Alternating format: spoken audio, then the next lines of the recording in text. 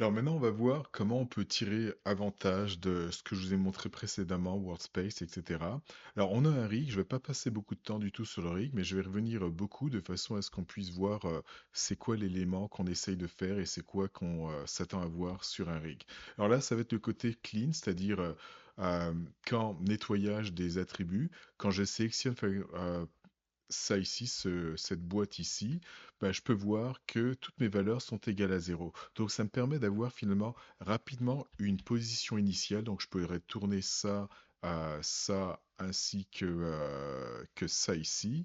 Donc je le tourne et si rapidement je veux remettre tout à zéro, ben, je peux prendre ces trois courbes-là en même temps et mettre toutes mes rotations à zéro et j'ai ma position initiale.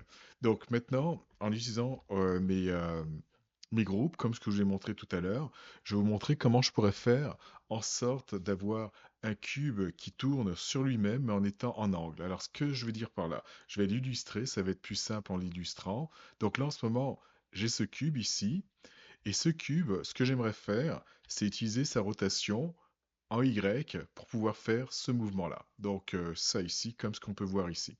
Alors ça, j'aimerais faire ça, et j'aimerais que toutes mes valeurs soient égales à zéro, mes valeurs de rotation. Donc là, en ce moment, tout est fonctionnel. Si je fais Modify, Freeze Transformation, on a exactement le résultat que je veux. Donc ça, c'est une première chose.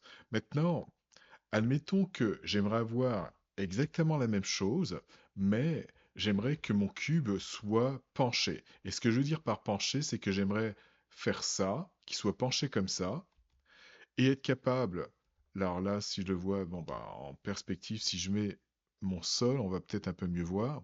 Donc, j'aimerais qu'il soit comme ça, et être capable d'utiliser ma rotation ici en Y, donc là, je peux le faire, undo, et j'aimerais que ici, mon Z soit égal à zéro. Donc, on pourrait penser à tort qu'on pourrait faire un freeze transformation et ça fonctionnerait, mais malheureusement non, ça va pas fonctionner de cette façon-là. Donc, en gros, moi, je veux que ça, ce soit ma position initiale.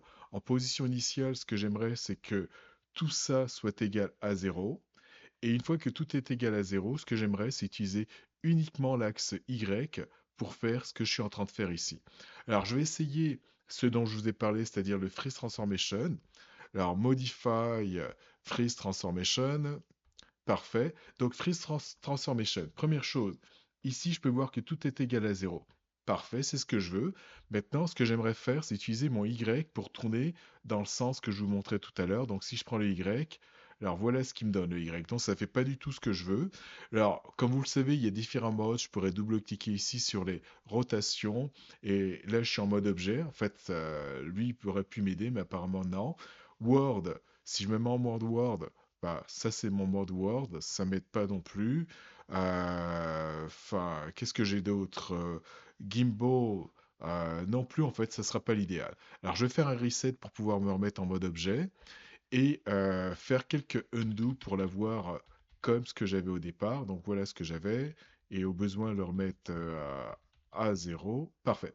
Donc là j'ai mon cube étiré comme ce qu'on avait ici et c'est là que ça va être important d'un groupe. Donc je vais faire ce que je veux faire mais en utilisant un groupe.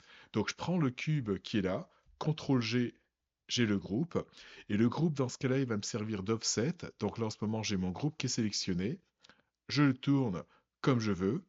Et on se souvient que son enfant, qui en ce moment est mon cube ici, bah, ses coordonnées, autrement dit ses coordonnées de rotation, vont être égales à zéro parce que ça va être sa position par rapport à son parent.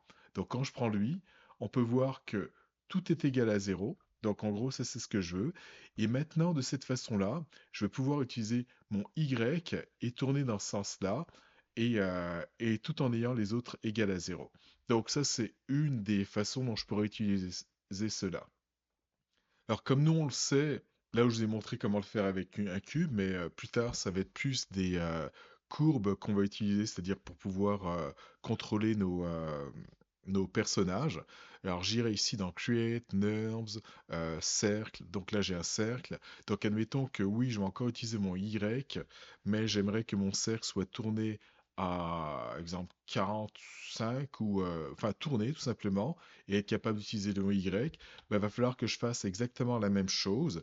Et ce que je veux dire par la même chose, ça va être, j'ai mon cercle ici, mon cercle sélectionné CTRL-G pour faire un groupe. Et ce groupe, ça va être mon offset. Alors je pourrais l'appeler offset et GR pour dire groupe.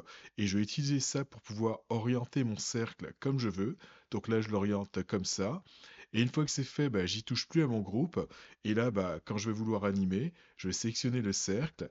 Et là, on peut voir encore que tout est égal à 0.